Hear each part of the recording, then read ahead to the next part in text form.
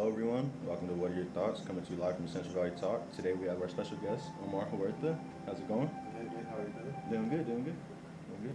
So, how's everything going? We're happy to have you here. You've been here before, but it's the first time with us. Yeah, Mm-hmm. definitely. Yeah, Yeah. it's good to be here.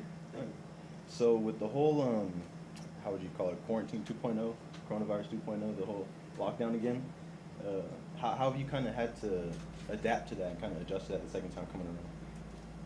It hasn't been easy. The first time wasn't easy. The second one is definitely more challenging. There's more to think about. The numbers are rising, and other things to worry about. I personally, being a tattoo artist and being a muralist, it took a toll on both sides. But honestly, I've been blessed as far as being able to say that I'm moving along. Other than that, I mean, watching my family members go through it, and having to be careful for our elderly in our family. It's honestly, it's a lot to think about. Mm-hmm. It's a lot to consider, and where to go and what to do, and and how it's changed. It's changed us quite a bit. Has it affected you personally, like within your own immediate family? No, it hasn't. Honestly, it's brought more unity and more caution, rather than being afraid and all. We just take everything very serious now. It's educated us, and I think it's educated all of us, to be more Kind of aware. Yes, and do our research on what we're actually, looking forward to for the next months to come. Mm-hmm. We thought it was going to get better. I honestly thought that things were going to get better. Sooner or later they're going to find a cure, and Mm-hmm. things in that nature. But it hasn't happened. So now the second time around, it's actually now more alarming. I personally, like to be careful. When I do gatherings, I like to practice social distancing, and always wearing a mask.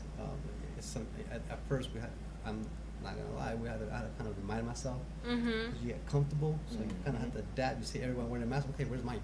So right away you have to go look for yours. But going to the mall, for one, I don't hardly ever go anywhere in public unless it's an event. But the little moments that I had, in my little free time, going to the mall, going out to eat, it's gone. I Mhm. only eat at home with the comfort of my place. Mm-hmm. So it's honestly, it's to the point to where we have to all, agree and follow, what the those do's and don'ts are. It's quite changing. I can honestly say that it's a different life that we have to go through now, that we have to live through now. Not being able to be around some of my elderly family members for their safety, and having to see them through, a device Mm-hmm. to be careful. I honestly feel like wearing a mask is just not good enough. Around them, I take that extra full precaution. Okay. So obviously, like you said, you believe in the coronavirus and that it's serious, as do we. But do you think that the media has any part of maybe blowing it out of proportion a little bit, or do you think it's as serious and deadly as it's made out to be? Well, the media had a person, his name was Jesus, who probably began with truth. But we don't have that. We don't have, we don't have that specific person that's actually telling us the whole truth. Unfortunately, it's always been that way. The media would always say what they believe or what they have their research behind, or whatever information they might have received. Mm-hmm. I honestly, from brother to brother, from sister to sister, I feel like sometimes that may be manipulated, in hopes that they get the most views, or what they're running a business. Mm-hmm. So the way I look at the media, I'd rather wait for results. I see. Fair. And speaking of running a business, so you have your own tattoo shop, correct? Yes, I do. Okay, so how has that affected you being able to do tattoos? Are you still able to go about business as usual as before the coronavirus? Was it just appointments only, or was it open door to everybody? And We were doing the appointment to appointment for a little while there until just second shutdown. But what I was personally doing was by appointment only, even though we were essential. I was just doing one-on-one no matter what, you know, just in case. I mean, if there's no cure to it, there's no actual answer to it, you know, any good results, then you should still be cautious. You know, you can't just say, okay, they're working on it, we should be fine. Or if you're not looking at those numbers daily, then, you know, you need to just keep in mind that anyone and everyone can get it, even if you're young or, you know, it's unfortunately it's affecting the elderly more. But like I said, I don't have those specific answers. I'm just going by what, you know, those numbers are telling us. So yes, in the beginning I was just doing one-on-one in private sessions only, and you wear a mask, I wear a mask. It No face tats? No face tattoos. Neck, yeah, but no face, because neck turned to the side. Unfortunately, because I love doing face tattoos. Anyhow, as time went by, like I feel like I did the right thing, you know, because now this second shutdown, I looked at everyone else. I'm just like, told you guys, you know, like they don't have an answer. So why are you walking around with, you know, this freedom in your pocket, you know, and you're taking risks like it's the thing to do. Yeah. So I didn't want to be that person. So I started wearing my mask around gatherings, and like I said, you know, just like anyone else, we had to adjust. Meaning that in the beginning it was a practice. Oh, don't forget your mask.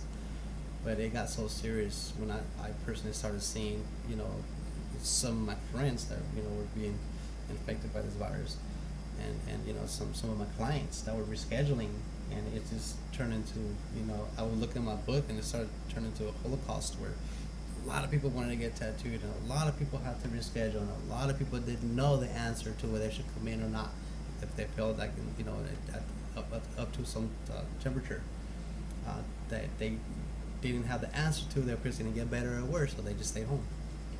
And it's still happening now, and I can honestly say it's happening more. Just in the last 2-3 days, I found out like 4 people that I knew had it, or they barely checked themselves in and were proven positive. Wow. Close friends that honestly, unfortunately, I haven't seen them in a while.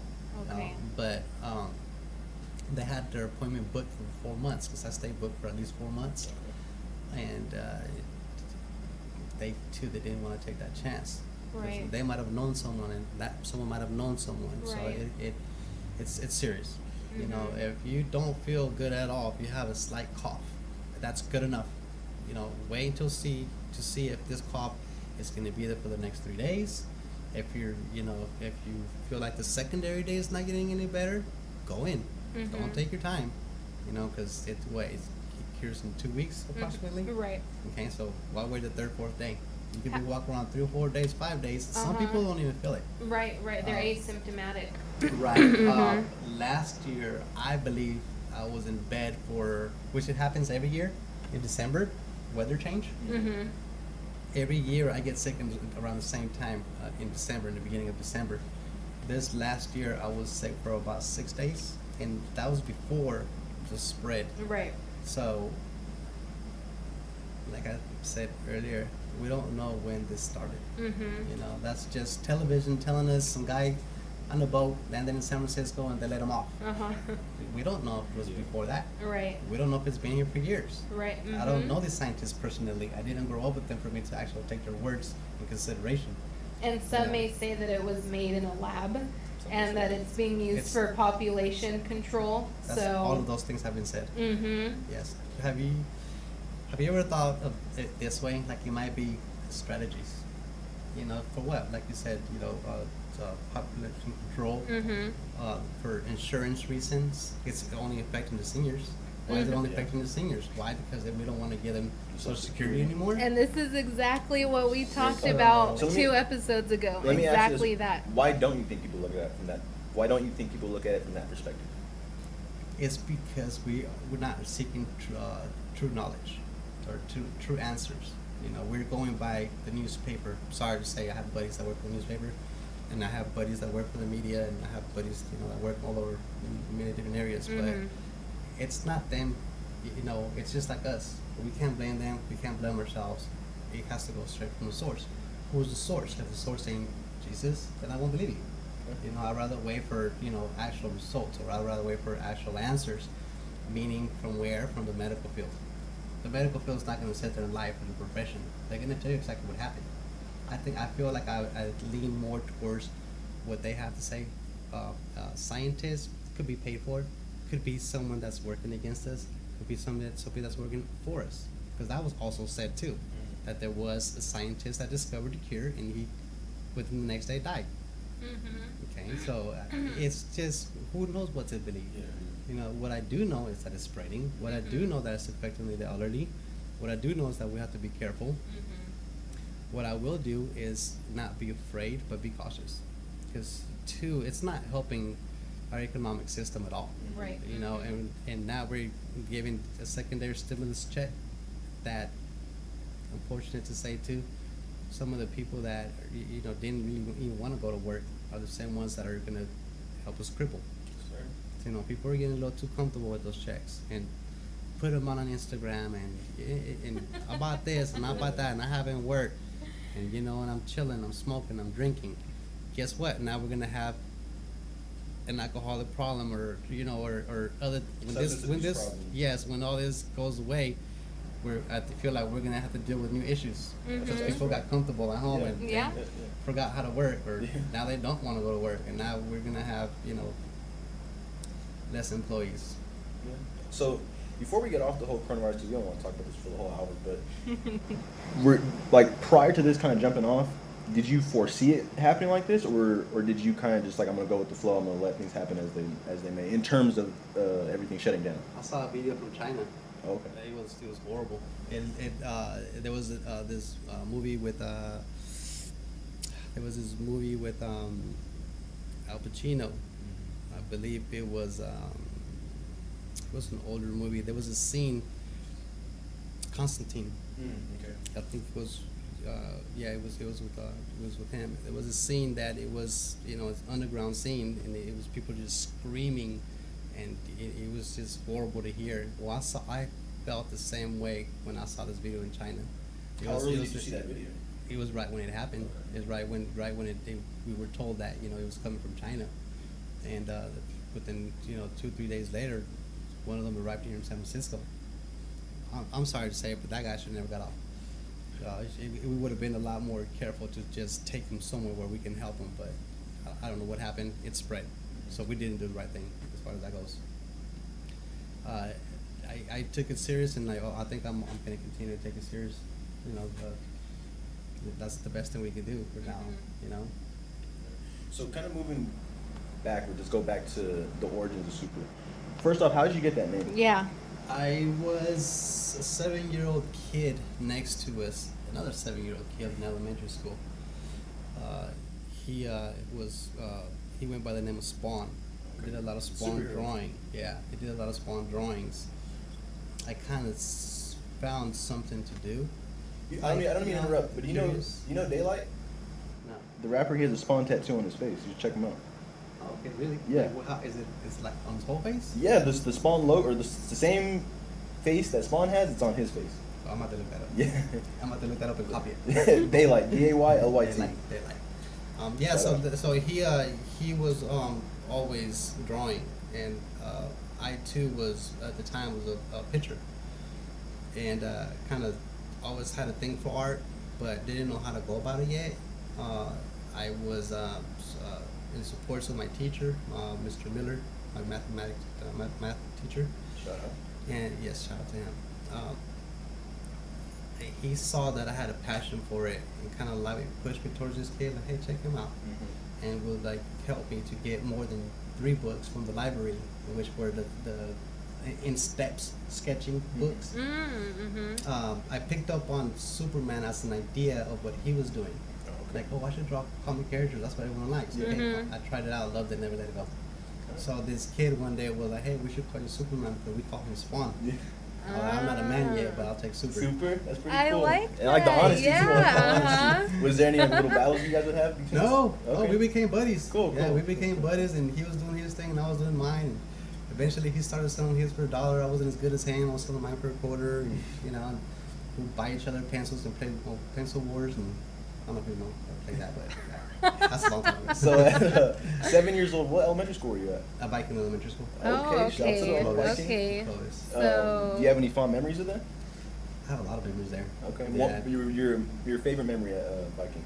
My favorite memory was, to be honest, early age, my first little crush, popular kid from drawing, popular kid from baseball, and found what I knew was going to do for the rest of my life, and I have ever since then. Cool. So after biking, you go to middle school. And Yeah, I went to Scandinavian Middle School, which is not too far from there. Nice. How was that? That was cool. It was different being a Clovis kid, you know, because now I have to Different environment. way different Yeah. environment. Mhm. The tougher kids, you know. So I had to get my fair share of fighting too, or something. I had to, you know, it was just very noticeable. That school, honestly, it's in a place where it should be more taken care of, or not forgotten. Because at the time it was really bad. I don't know about now, to be honest, but at those times it was just really, really good there. So I learned a whole new way of being a cool kid. It wasn't the drawings anymore. You know, it was the painting now. Mm. Picked up the spray painting, wasn't doing the right thing in the beginning as far as where to paint, but eventually I've learned. From there I went to McLean. Okay. McLean it really helped me grow up more as far as how to approach, as far as how to offer my art. Because now we're meeting the adult, the elderly kids that are already in art programs and that already have scholarship offers because they were that great. Fortunately, again, I was supported by my art teacher. I honestly was a very quiet kid. I was always into my drawings and my pencils, or trying to make things happen, trying to prove a point. Determined. Right. And as time went by, out of high school, I just decided to jump on the murals. Yeah. Was it an easy transition? Actually, it was. Okay. Actually, it was because I learned how to, spray paint, in like areas where no one would care about.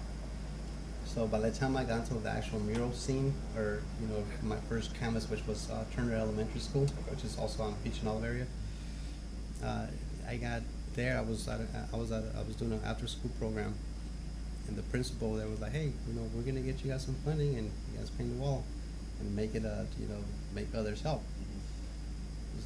Ever since then, brother, I just kept going and going and going. It's never been. I've never had a break. What's the first mural that you completed? It was for Turner Elementary School, and it was a tiger. Oh, that was their oh. slogan. Yeah. Okay, Yeah, it was a okay. huge tiger with the name Turner Elementary School. Did you get paid for that at all? I wasn't supposed to, but I did. Oh, Yeah, nice. there Under the was, table? yeah, I was the lead. So Uh-huh. I was the lead to like 10 other kids. Me and a buddy of mine, Jose. Shout out to Jose. Shout out to Jose. So growing up, so when you were in elementary school, middle school, high school, and even post high school when you were a young adult, who inspired you artist wise to Diego do it? Rivera. Okay. Diego Rivera and Frida Kahlo. Not only do you draw certain portraits, but you have to know who you're drawing. I started getting into the Hispanic side of the art scene first, So to like- educate myself Uh-huh. behind the Hispanic community.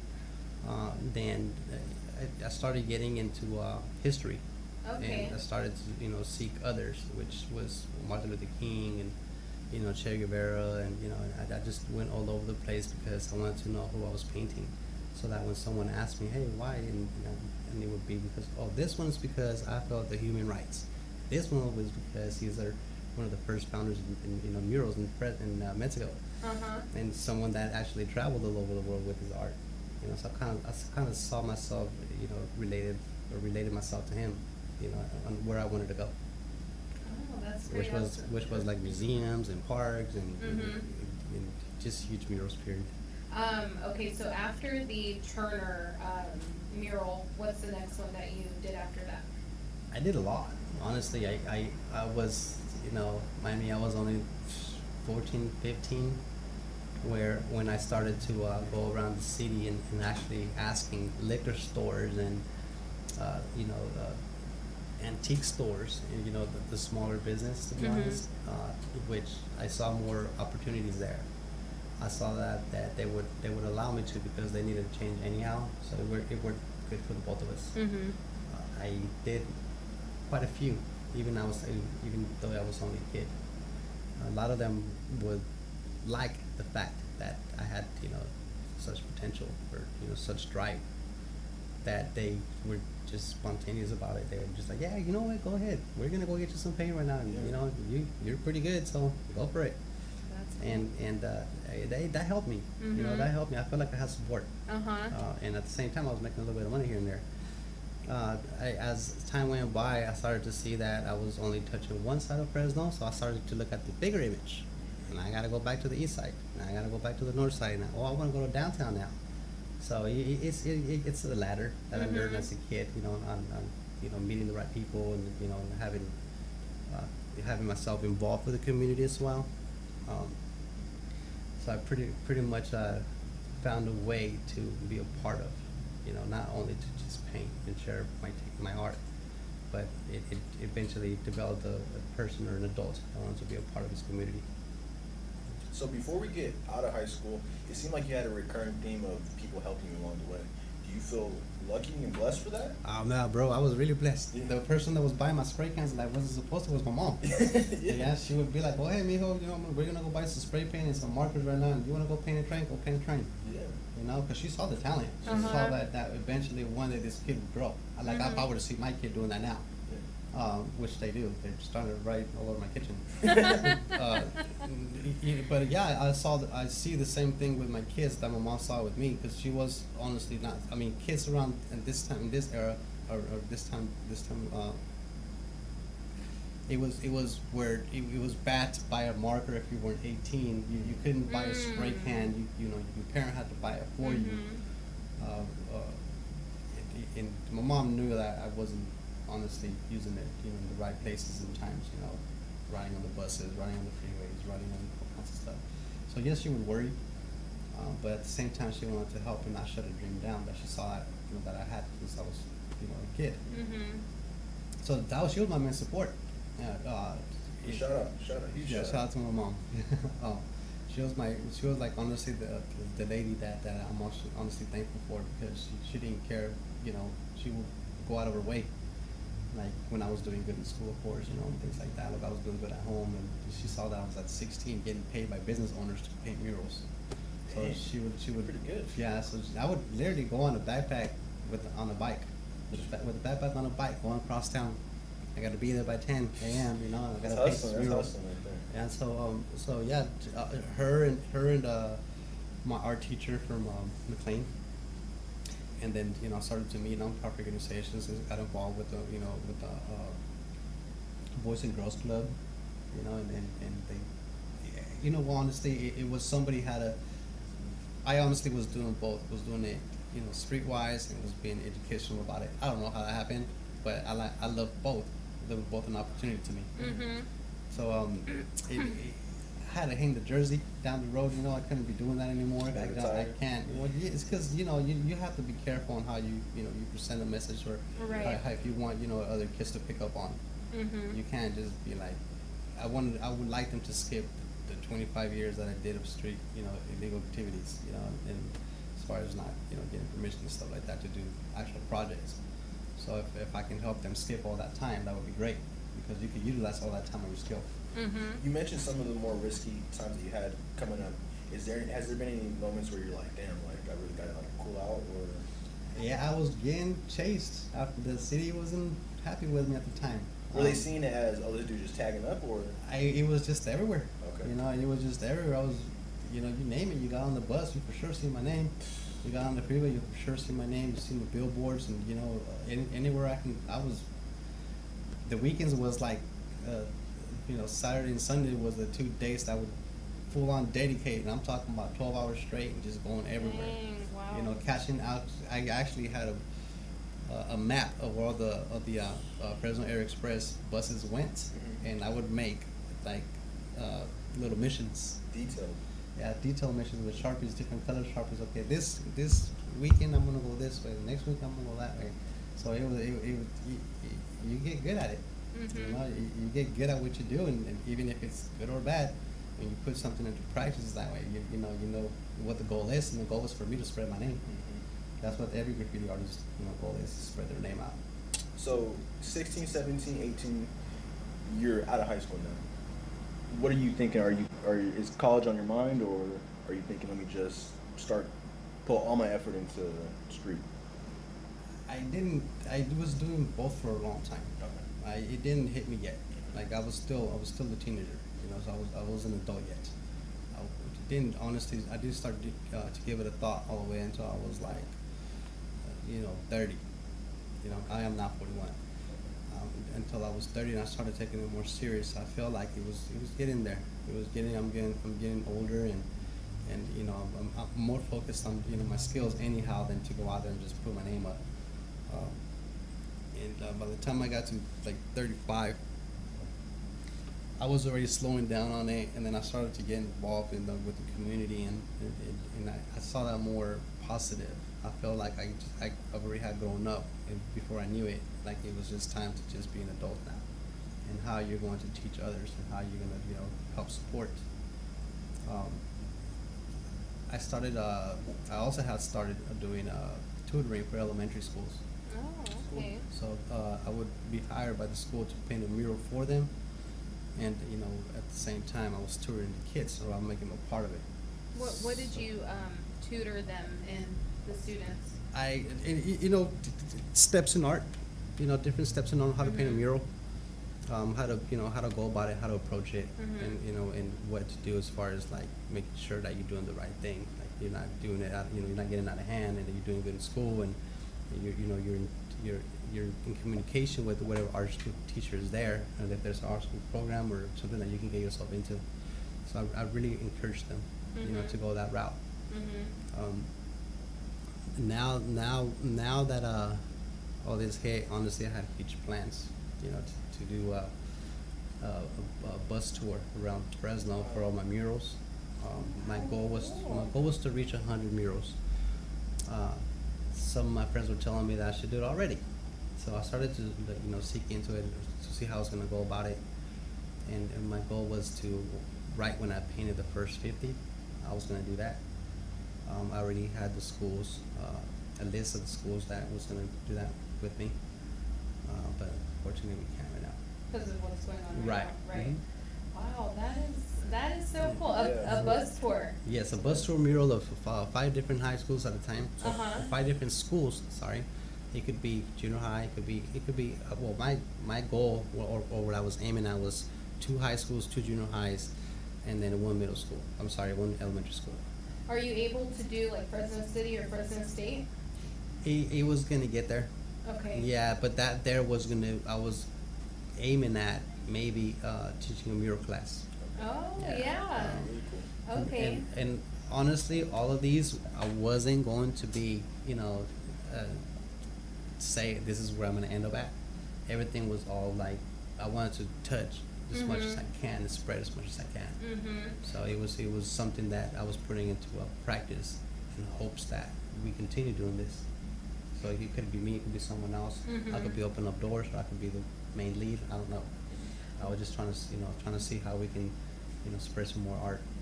What advice do you have for someone who wants to get into art, who wants to become a painter, a muralist, a drawer, and they have that creative itch, but they may not have the resources to get their supplies, or maybe they don't know how to go about it because they're afraid that they're going to mess up and they don't want it to, to come out a different way than what they had imagined in their mind. What do you say to that? If the passion and the drive is already there, and they just need help with the skill on how to approach, or the business owner, or how to get involved in the mural district, or honestly, the best thing to do is just to ask someone that's already doing it, someone that you can for sure get support from. I don't mind. I'm okay with that when kids come out and ask me questions, or it doesn't have to be kids. It could be teenagers. It could be adults. And, when they go out, when I'm painting a mural, they ask me, "So how did you do this? That's pretty big, and you got that on point." And there's always someone that can help you. Yeah, I wouldn't stay quiet. I for sure wouldn't stay quiet. If you have a question, ask. Okay. You might not get the answer from the right or from the first person, but you eventually will. Someone's gonna tell you there are some words that they're just gonna catch, and you're gonna be like, okay, so that's how you do it. At least you'll know that when you meet that person or that support, you'll start to feel more the groove, and then you'll start to develop your own ways of doing it. So if you don't ask, you'll never know. Now, what about for the people, and this is kind of speaking for myself, but for the people who say, well, I can't draw, or my drawing sucks? You can. Nobody was born samurai. That's true. You gotta crawl, kick, and then eventually get good. That's true. And where does the kind of the start of that process come from, though? Because a lot of people. You have to find your mental corner first. If Yeah, you that feel is like- true, If you that feel is like true. that's your mental corner, that thirst will never go away. If you try basketball, you try football, you try baseball, you try music, you try this, you're just trying. The word try means you tried. The passion means everything. Passion, that's where your mental corner comes from, your comfort zone. It pretty much becomes your air. So if you can try many different things, but I wasn't really good at baseball after I got to junior high. Yeah, the first question that I asked was kind of for me because I have this, like when I want to be creative, I can be, but I don't know. I haven't painted anything for a while, and I have a sketchbook, I have my brushes, I have my paints, and my daughter totally destroyed like 2 of them the other day. But I have canvases that I bought right before everything shut down, and I was like, I'm gonna paint and I'm gonna use these. And I've just been, I guess, too nervous because I'm afraid I'm gonna mess up the image that I have in my mind. You know? I'll Good share question, something good with you that has that every artist has that. We all have emotions, okay? Sometimes I don't feel like tattooing, but I see how, enthusiastic this person is or how ready they are for me, and they expect something from me and I have to deliver. And then I get back into like, hey, wake up, you're an artist. You have to do this tattoo today. Or there's other days who are like, man, that canvas has been staring at me for a month. I don't even want to start on it. I'm not ready for that. Wall it is. After this tattoo, I'm gonna go paint a wall. So it's there's so many different areas in art that sometimes you have to have 5 different practices. So this way you're like, oh, it's too hot. I don't want to leave the house. I still want to be creative. I have this in mind. I'll just rough sketch it. And then later, when the day is cooler, sunnier, whatever your comfort zone may be, then you'll be ready to deliver.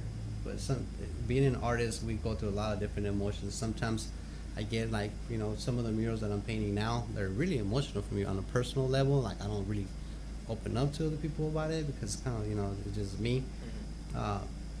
But the ones that I've lately been painting have been very emotional to me. I have to actually prepare myself for them. Wow. Like do my research. Okay, like oh, wow, why did this happen?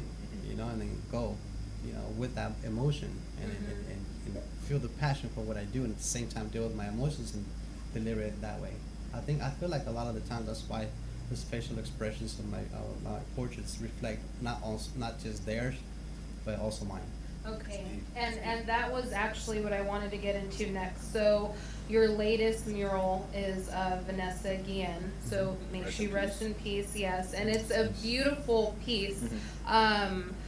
I wanted to ask, and I know you said you haven't really opened up about it, but how has her death and the deaths of George Floyd, of Gabriel Fernandez, Nipsey Hussle even, how has that affected your work, or how has that inspired you? Question. First is me dealing with the as a brother, to my brothers and to my sisters.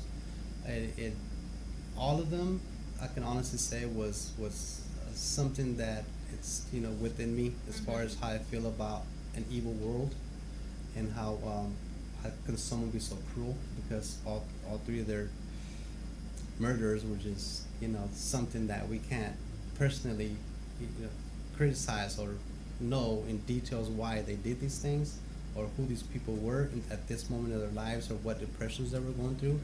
But me personally, the first thing that I think about is why do we deal with these things? What are we not doing?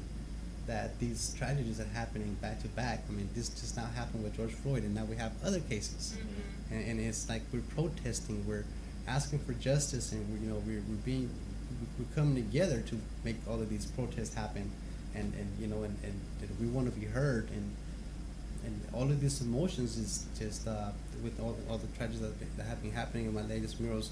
I just feel like I take all of that with me. How they all relate is they should have never happened. I feel like we should focus more on why they're happening. And now that they've happened, we're taking action. We should have done that before. Just like the COVID-19. We're ready for war, but we're not ready for a fever. It makes no sense to me. That's a good point. What are we missing? It's what we all have to ask ourselves. Are we, person to person, not doing good enough deeds of the day? Are we not? I mean, I walk around and I look at the homeless. I'm just like, I just finished eating good. I could have saved half of that for this man.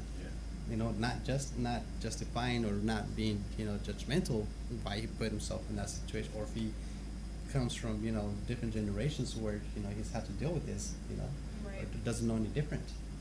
So when we start working together, I feel like when we really start working together, because right now we're still in practice. I mean, protesting and then writing is just not working out for me. It's not making me feel like we're becoming one. We're still acting up, and So you don't that's think? not cool. So you don't think that that's enough? The protesting and the rioting. There needs to be more than that in order for us to unify. Protesting is good. Okay, protesting is good. It sends a message.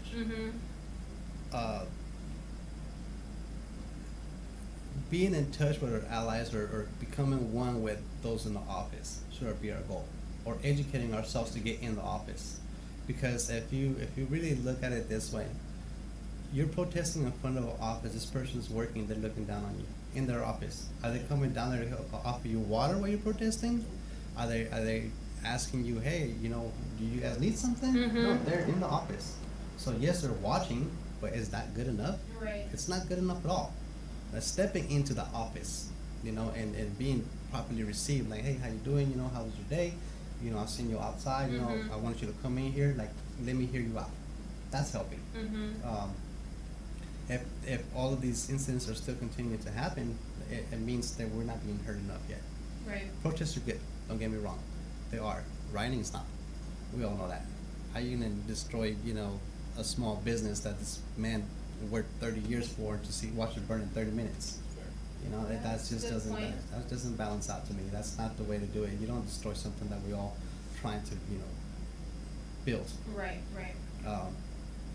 Protesting, it's coming together.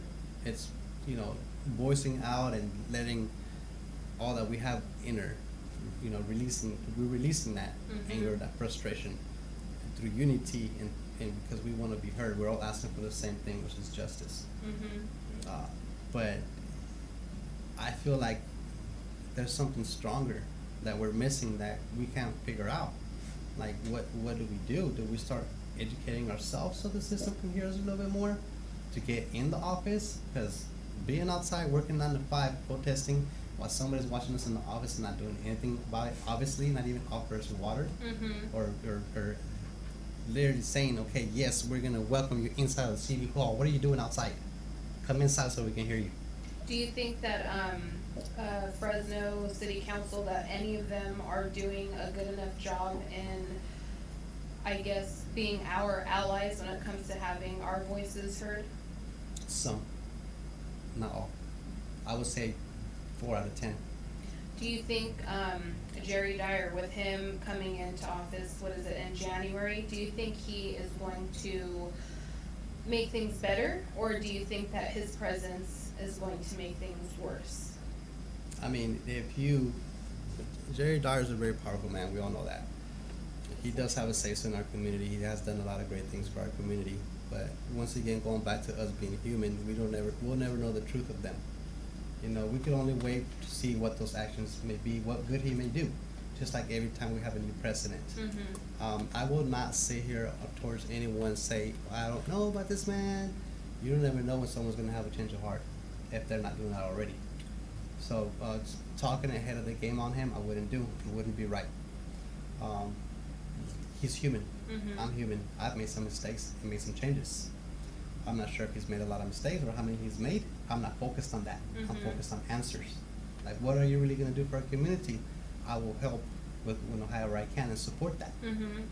If he happens to be like, and everyone else that just hasn't done much, then I'm sorry to say, but that was just another person. Mhm. We're kind of not saying, I'm not saying that we're getting used to it, but it wouldn't be strange.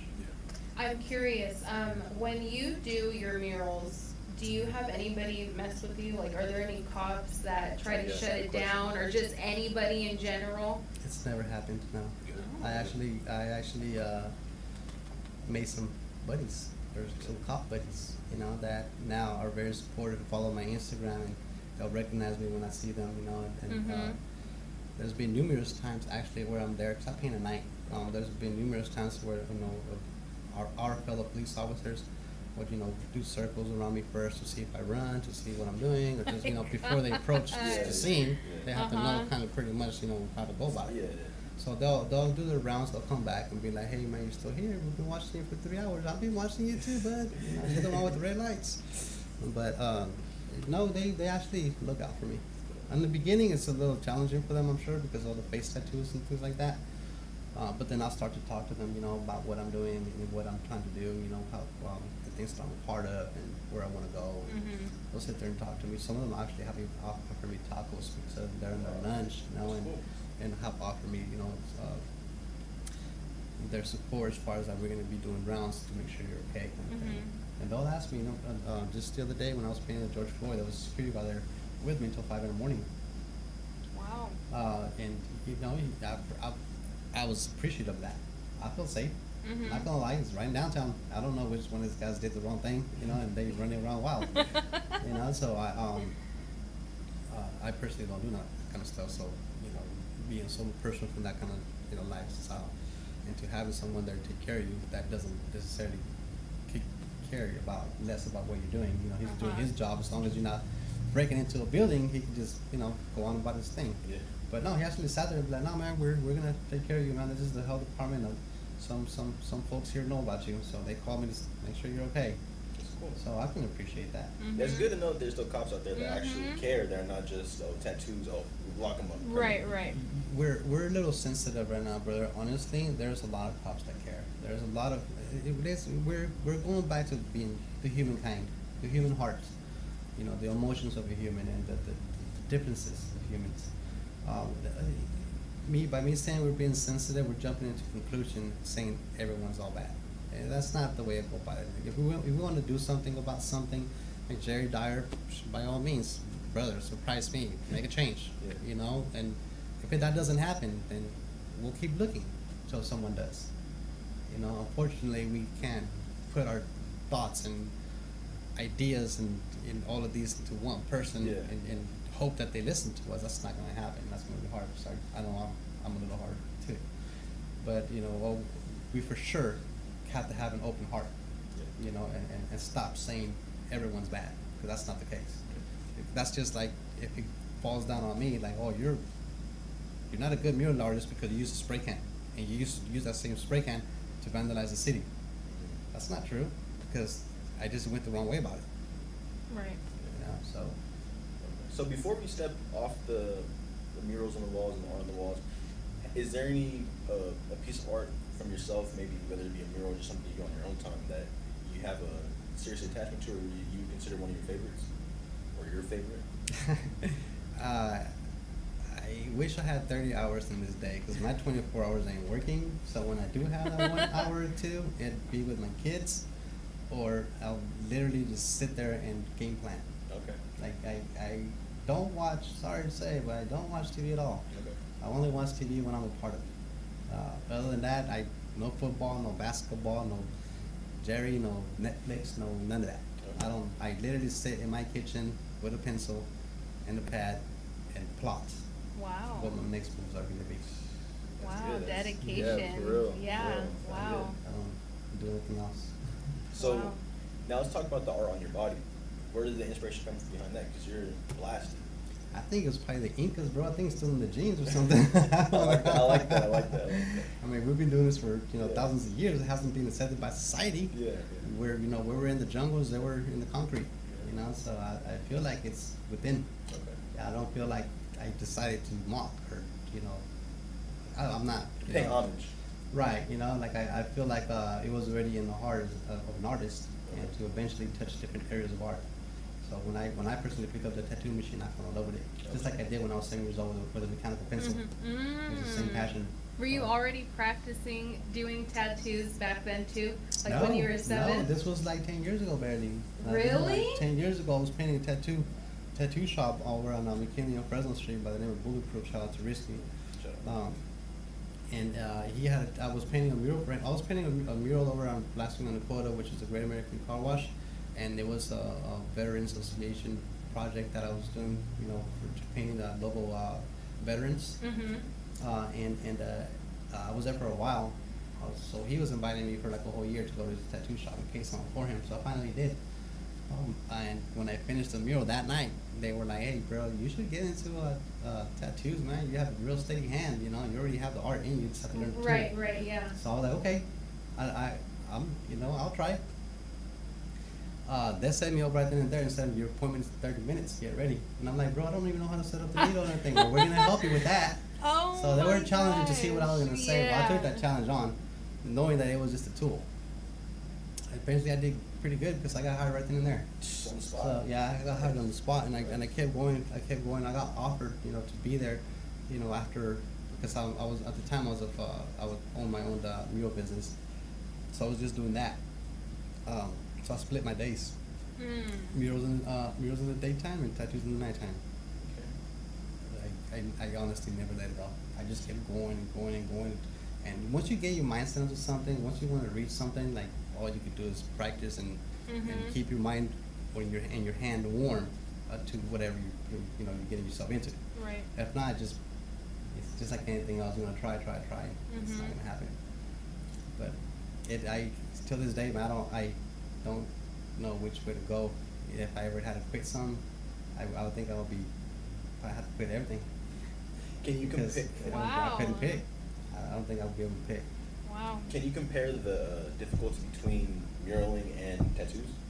The difficulties would be, the differences would be, the difficulties of being a muralist would be not getting enough chance or not getting enough Gotcha. open doors to that. And that would only happen if the city starts to challenge you, or people are just not requesting your artwork, things in that nature. So other than that, there's always a way. In the tattoo industry, man, it's just running out of good skin. That's it. That's not gonna happen. Yeah, because everybody wants tattoos. And maybe you can fix this one that I got 10 years ago. I forgot where I got it at. I probably did it 10 years ago. I think I got it done at Most Wanted, and when I'm at the grocery store, people will be like, "Is that a Nike sign?" It's my Zodiac sign, Zodiac right? sign? I think I got it when I was 18. I was so excited. I was looking for something that was like $20 and under, and I have a peace sign on my back as well. But I am looking to get another tattoo, something of my daughter. Sorry, Mom, if you're listening. My mom hates tattoos. Yeah, but my dad, he's got tattoos all over. But maybe I'll come to you in the future when we're not locked down, and you can do something for my daughter. Sure. But I do have a question in regards to the tattoo. So I don't know what your relationship status is, but I'm just curious. Like, I was going through your Instagram, and I was just like, I wonder if he has, had a girlfriend or just was dating anyone, and they were like, "I don't want you tattooing naked women or women, that have no bra in or underwear." Like, what has that ever been a problem? I'm sure Michelangelo and our great pioneers went through the same thing.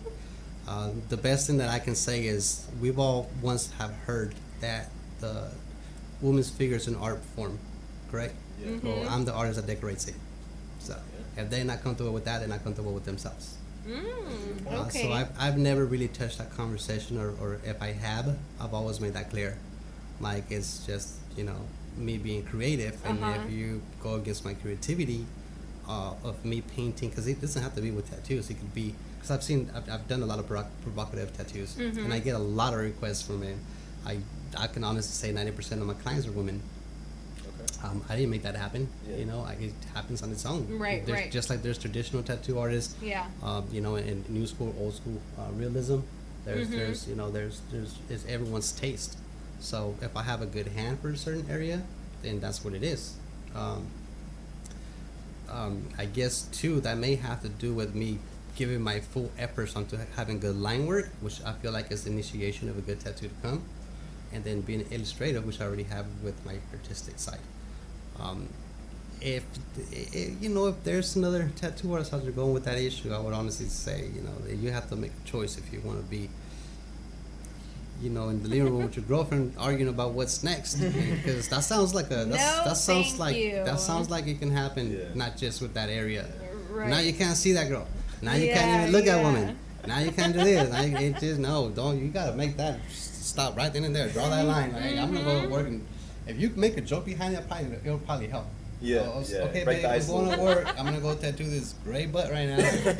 You know, if you make her feel comfortable, you make, you know, jokes about it, Yeah, or yeah. or if you give her that comfort zone to just, you know, go to your workplace. Yeah. If that were the case, you know, Yeah. like, hey, you know, you can sit right here. If my client's okay with you sitting here while you're getting tattooed, there's ways to find, you know, to give them that comfort zone. Yeah. But should you know? They should already know. Like, Yeah. eventually you're gonna have to paint nudity. Yeah. I mean, not trying to compare, but there's people that are worse than me, or that do like some real technical, like the piercing stuff. Oh, You uh-huh. know, like the piercing Yeah. stuff. That's really in there. Yeah, yeah, yeah. Literally, Yeah, yeah, yes. yeah, You uh-huh. know, so that too. If it's a woman, and she has a, you know, her boyfriend or her husband, from day one, he has to know that this is her profession. Yeah, yeah. And she's gonna see plenty of that. And to honestly share, I as a tattoo artist and a mural artist too, because sometimes we do have to paint nudity or sketch them out. It doesn't do anything for us, but it just makes us creative. It's not a physical contact necessarily. You know, it's not anything. You know, nothing happens. It's just a procedure. Right, right. So if someone's thinking outside of the box, or thinking that's something that's just something that you don't do, that I feel like you're probably more Christian than I am. You know, because a lot of Christians and a lot of other religions don't allow that. So that may be from background, ethnicities or religion beliefs, or insecurity. So, Which it's not good. yeah, and I'm glad you brought that up, because just as people, I feel like we shouldn't put our relationship over our profession anyway. It's a profession, so that should be kind That of should come first, Yes, right. yes. However, onto the more business side of things, do you have any words of encouragement or just words of advice for any upcoming entrepreneurs? Because I think we would consider you a successful entrepreneur in your own right. Do you have any words of advice for anyone who's considering taking the same route? It took me years to get to where I'm at. Okay. It wasn't easy. It wasn't hard. It was a good ride, no matter what. So me, the best advice I can give someone is, always see yourself as being a business owner. So if you don't see yourself as a business owner, you're never going to get anywhere. If you don't start to get your goals gathered up and to see what you really want to do, I personally, you know, have my tattoo shop, but I'm opening up a clothing store.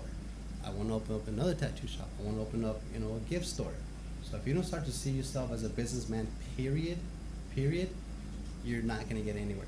And if you don't start to make those moves and start to, you know, get the right resources or the right supports, family, you know, your significant other, or, you know, from whoever, you're going to need some help down the way. So in Fresno, we need that. We need more support from each other as far as opening up greater business, not in the hood anymore. You know, to be honest, or decorate them, make them a little bit more upgraded. You know, we got to get off the city color that they give us, which is the ugly brown, and think that's a business. It's not. You know, put a mural on it. You know, find some of us. But if you really are to get anywhere in life in general, you always have to see yourself as not as a leader, but as a part of the movement. And you can't be an employee. We got to get off this 9-to-5 stuff. Yeah, yes, This yeah. 9-to-5 is not taking us anywhere. You know, and Creates a cycle. it's Yeah. only making Walmart richer. It's only making, you know, Make the rich richer. Amazon. Amazon, Yeah. you know, overworking them, you know, Mhm. and just giving them a pay. See, I feel like there's a catch to that. I feel like they're giving them a lot of hours because they do need, you know, a lot of employees. Right. Because they are, you know, they are up there. Um, right now, they're insane. They're making a lot of money. Right. And are they helping with this COVID-19 if they're keeping all these people employed? They're not, you know, and are they benefiting? Yes. So we have to stop doing that. Because what if you're a business owner now, you can be cautious about what you're doing. You know, there's answers to that for you to get by. If you're working for somebody else, you have to be there. Why? If not, you get fired and you know, I mean, yes, unemployment's great right now too, I heard. I've never had any kind of help like that ever. My grandfather always put that in our heads. You have to work for yourself. You have to work for yourself. So you don't ask money for the government. They leave that for the poor. You know, so I grew up with that mentality and watching my, you know, my family members be business owners. And my nephews going to college, you know, to make things better. I honestly, I'm sorry to say, I hope that this is advice to other people, but we definitely have to get out this working for Walmart stuff and seeing that that's the way to pay the bills. Go ahead, go to Walmart, but go to school. Go ahead, work for, you know, a fast food place, but go to school. Don't just stay there as your 9 to 5, feeling that that's going to help you for the rest of your life. You're going to hit 40 and 50 and going to be the greeter. You know, it's that future. I'm sorry, my brothers, but I'm a real direct and a real straightforward person because I see a bigger image, and with my words, I'm trying to share that knowledge and that experience. You're absolutely right. And right now, who is your biggest support system when it comes to your work, when it comes to your art? I would say the simple smile of my kids coming to them and just knowing what I do. They make me feel alive.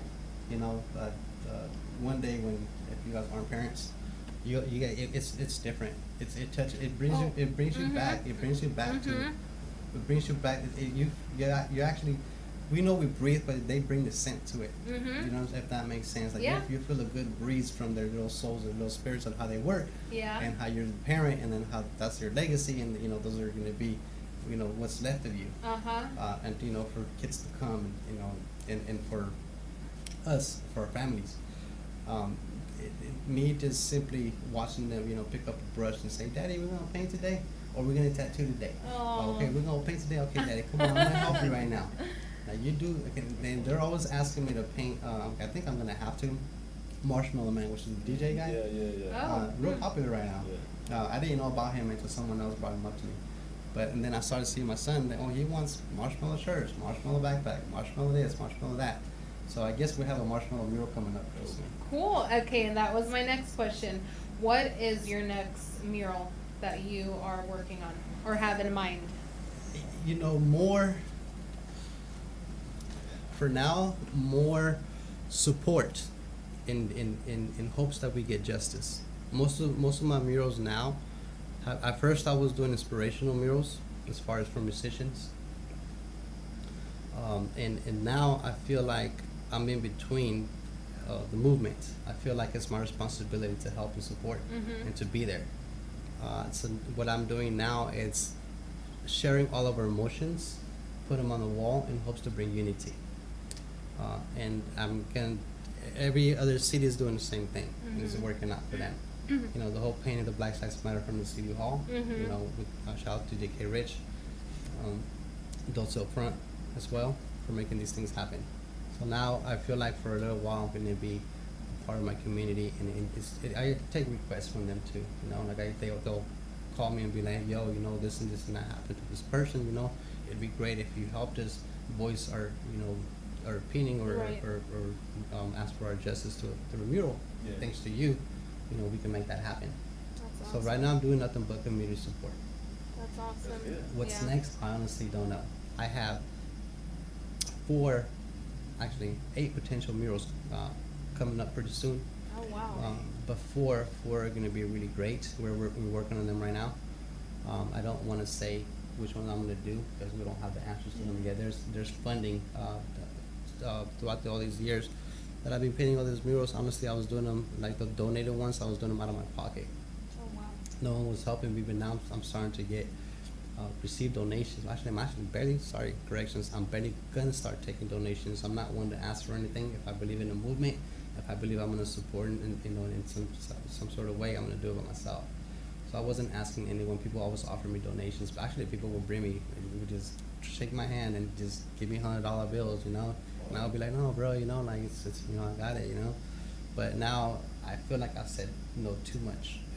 And if people want me to pay more murals, or our community wants me to pay more murals, which I totally am anyways, and they want to help, I'm going to take that from them, their kindness, because I've honestly been saying, no to that for a while.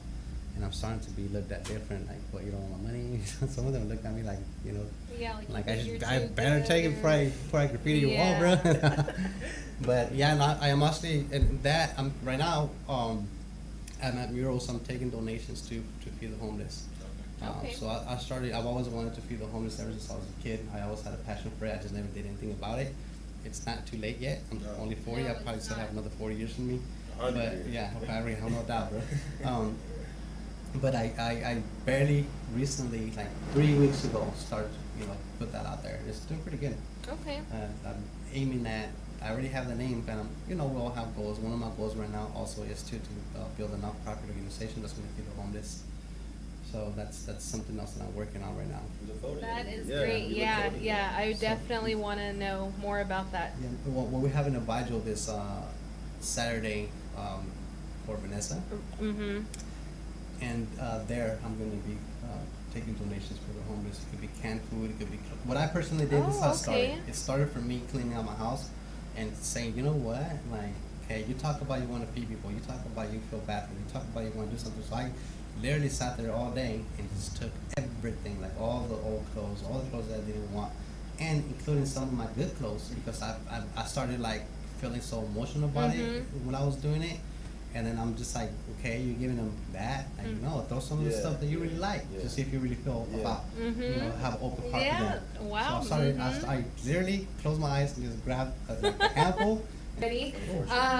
But thank you so much Yes, to Omar, Omar Super Huerta for coming on today. We Big really, shout out. really Big appreciate shout it. out. And thank you to our dad as well. Thank you to our dad. Yeah. Thank you to our dad for Yeah, just thanks for the invite. coincidentally Yes. happening to run into each other at the Hornet's Nest. Shout out to the Hornet's Nest. Yep. And really quickly, is there anything that you would like yeah. to give a shout out to? Shout out to everyone that's been supportive from day one. This didn't happen, last year. I've been, trying to be to where I'm at for the last 20 years. So shout out to everyone that was there for me. I'm sure there's hundreds of names, but the love in my heart and the names, they're in my heart. Okay. Shout out. All right. Well, thank you everybody for tuning in and for watching and listening. Thank you again to Omar, and we will see you on Friday. Yep. Thank you.